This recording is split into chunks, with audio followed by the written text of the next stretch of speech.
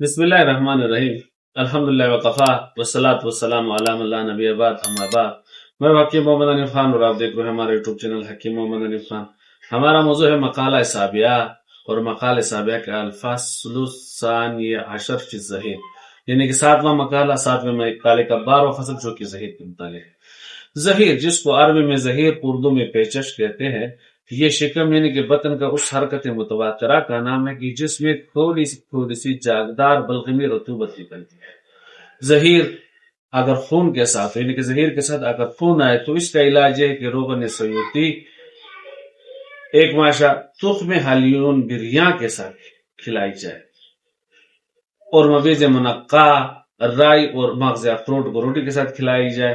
اور اگر ظہیر کے ساتھ خون کی آمیزش ہو، یعنی کہ ظہیر کے ساتھ خون کی علامتیں ہو، خون آئے، تو اس کا علاج ہے کہ روغن گل تخم نیزبو کے ساتھ پلائی جائے، اور غذا میں نیم پختہ انڈے کی صرف زردی کھلائی جائے۔ آج کا موضوع مختصر مگر اہم یہیں پہ اختتام پذیر ہوا۔ آئندہ کا ہمارا موضوع ہوگا کوننج کے متعلق۔